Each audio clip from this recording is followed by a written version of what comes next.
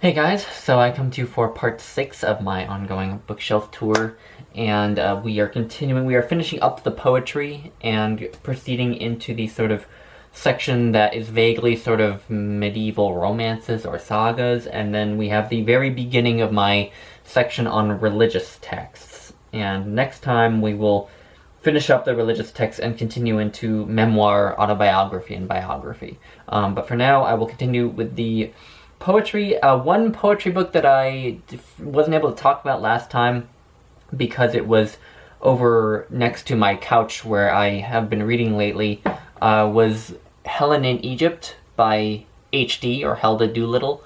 I was considering reading it. I don't think I'm going to have the time right now, but it's a sort of narrative poem that H.D. wrote about Helen of Troy, and a sojourn that she took to Egypt. There is this sort of alternative story to Helen, that she wasn't in fact abducted by Paris from Troy, but was in fact went to Egypt and spent time in Egypt. And this is a long poem that H.D. wrote about that. And so I thought that sounded intriguing because it's like a classical myth retold by a woman about a woman who's often sort of reviled. But yeah, anyway, starting a bit strangely with one that I forgot, wasn't able to talk about last time. But we move on to the shelf proper that we're doing today with a box set. This is the Library of Latin Literature, and all of the translations of the works in here are by Rolfe Humphreys. And what we have here is Ovid's Metamorphoses, Juvenal's Satires, Virgil's Aeneid, and The Art of Love by Ovid. And these volumes, I'm not going to show you everything one, but they're nice. I like them. This is another book that I got from my grandpa, but here's just a sample of the volumes. So very, very simple, nothing huge and fancy about them. Yeah, so all translated by the same guy, and I have liked these translations so far. I have one other translation of the Metamorphoses, which we will be seeing today, but this is for now, my translation of choice for Virgil, although it's only the second translation that I've read. Next up we have Beowulf, translated by Bernard Huppé, the complete poems of John Keats. This is a selection of poems by Henry Wadsworth Longfellow. The Kalevala, the great Finnish national epic in a really nice, as always, Oxford World Classic. I've only read it once, but I really, really liked it. Especially the story of Kullervo is incredibly interesting. The Civil War by Lucan. This I will be posting a video about this week, and it's an epic poem about the civil war between Julius Caesar and Pompeius Magnus, and I ended up finding it very interesting, although it took me a while to get really into it. The Nature of Things by Lucretius, a nice Penguin Classics edition, and this is the A.E. Stallings translation, and I'll be buddy reading this later in the year with Jason over at Byways and Booklands. I'm really looking forward to that. And here we come to one of my favorites. This is Merrill. This is a Everyman's Library Pocket Poets edition, selection of his verse. I really like James Merrill. He is a challenging poet, but if you can put in the time and work to get him, he is really worth it, in my opinion. And the next book up is also by James Merrill. This is the Book of Ephraim, and this is actually the first part of 3 parts of James Merrill's epic poem called The Changing Light at Sandover, which is supposed to be incredibly difficult and kind of obscure, but the reason I got this rather than the entirety of The Changing Light at Sandover is because this has a really long introduction by Stephen Yenser, who actually knew James Merrill personally, and it has annotations in it as well, extensive annotations explaining a lot of things. And I have also heard from a couple different authorities, from Langdon Hammer, who is a poetry critic and a biographer of James Merrill, whose biography of James Merrill I read last year and really liked, from Langdon Hammer and from Harold Bloom, who say that the Book of Ephraim is the greatest poem that James Merrill wrote. So I thought that this might be a nice volume for me to read before I tackle the entirety of The Changing Light at Sandover. Now we have some John Milton. This is Paradise Lost in another Penguin Classics edition. The Viking Portable Milton, which includes Paradise Lost, but also a lot of his shorter verses, shorter lyric verses, his sort of narrative poem, sort of play called Samson Agonistes about Samson from the Bible. It has Paradise Regained, and it also has some of his prose. Gilgamesh, a modern English version by Stephen Mitchell. This is one of my favorite books ever. I just love it. It's incredibly moving and human. And this translation is notable both for the beauty of the verse, but in particular for the intro, the introduction that Stephen Mitchell writes is like, basically it's a commentary on the whole poem. And it was just really crucial to me in terms of understanding the poem and getting a lot out of it. I really recommend Stephen Mitchell's translation. Lunch Poems by Frank O'Hara. New and Selected Poems by Mary Oliver. Mary Oliver was an early poetry love of mine, but I don't really return to her that much these days. This is the Horace Gregory translation of Ovid's Metamorphoses, which I really like. The Odes of Pindar. The problem which I was referring to with these old classical lyric poets is not as big a problem with the Greeks, it seems to me, as with the Romans. For some reason, I was able to read Pindar and like him quite a bit more than Horace and Propertius, for example, who Propertius we'll get to. And also Sappho, who we'll get to, is another Greek poet, where I was able to read her and really like her. Maybe I didn't quite love her in the way that I loved, like, Catullus, but I was able to connect with her in a way that I haven't been able to connect with Horace, So I don't know whether that's just because the Greeks get better translators, or because there's something about Greek poetry that just connects more with me than Roman poetry. I'm not sure. Next, a great 20th century poet. This is Sylvia Plath, Ariel. And this next one is kind of a funny volume. So this is Ariel again, except that it's in Czech, translated into Czech. So you can see that her name has been Czechified into Sylvia Platova. And I picked it up while I was in Prague. I thought it might be interesting at some point to look at the English versus the Czech. I don't know. Here we go with another of those Roman poets who I've had a hard time connecting with. This is Propertius, in a really nice Oxford World's Classics edition. Selected Poems of Rainer Maria Rilke, edited with a translation and commentary by Robert Bly. And this is actually bilingual. So you have the German on one side and the English on the other. I haven't read any Rilke yet, but I am going to be buddy reading some Rilke with Mark Nash this summer. Really looking forward to it. Jersey Rain by Robert Pinsky. Selected Poems of Ezra Pound. For a long time I dismissed Ezra Pound as writing verse that wasn't really all that beautiful or compelling, but I revisited him after I found this volume of his verse, and I actually think he's pretty good now. He's not a favorite, but I do like him now. The After Party by Jana Prikril. The Complete Poems of Sappho. The Mahabharata, a modern retelling by Carol Satyamurthy, which was one of my fiction books of the year last year. It is epic, and it is philosophical, and it is dramatic. It just pushes so many of my buttons, and there's a great foreword and afterword in this volume as well that are really helpful in terms of understanding what's going on. Yeah, I definitely recommend that one. The Poetry of Jaroslav Seifert. And Jaroslav Seifert is the only Czech poet to have ever won the Nobel Prize in Literature, the only Czech writer of any genre to have won the Nobel Prize in Literature. And if these translations are doing him any justice, then I think it was very much deserved. I love Jaroslav Seifert. Selected Poems by Anne Sexton. And Anne Sexton was another early love of mine in poetry, but I return to her much more often than Mary Oliver. This is the Sonnets and Narrative Poems of William Shakespeare, with a really, really good, really explanatory and insightful introduction by Helen Bendler. Alright, I moved down here because it's just a bit easier for me to sit rather than strain my neck by looking up at you like that. So we start here with the major works of Percy Shelley. Living Must Bury by Josie Sigler. A really brilliant, really moving, slim volume of poetry. Turtle Island, Gary Snyder's Pulitzer Prize-winning collection of poetry. The Thebaid by Statius, and this is another ancient epic Roman poem about the Seven Against Thebes, the civil war that erupted in the wake of King Oedipus, the guy who killed his father and married his mother. This is about the civil war that erupted in the wake of him having to leave Thebes in order to, end the plague that was coming down upon Thebes.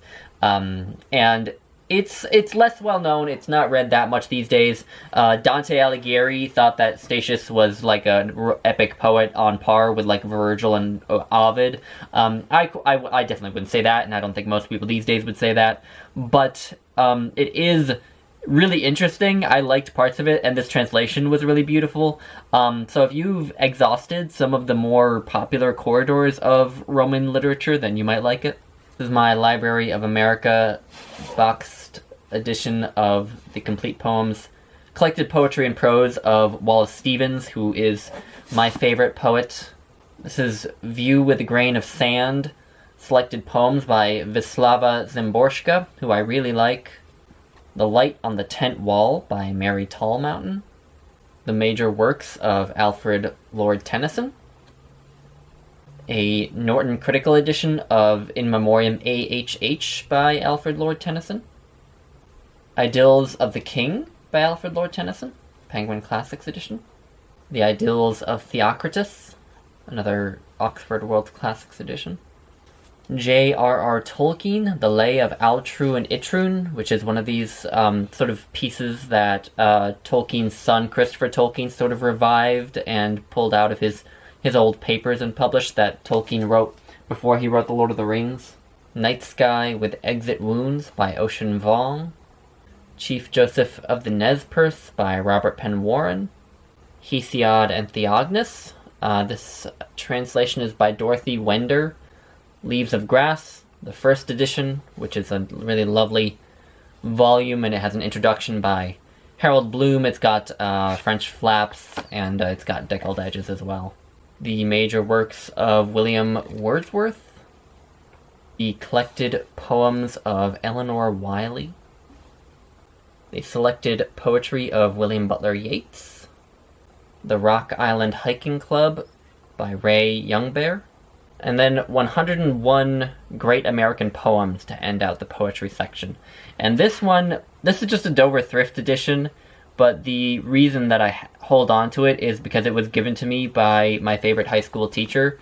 I had her for Honors American Literature in my junior year and AP English Literature in my senior year.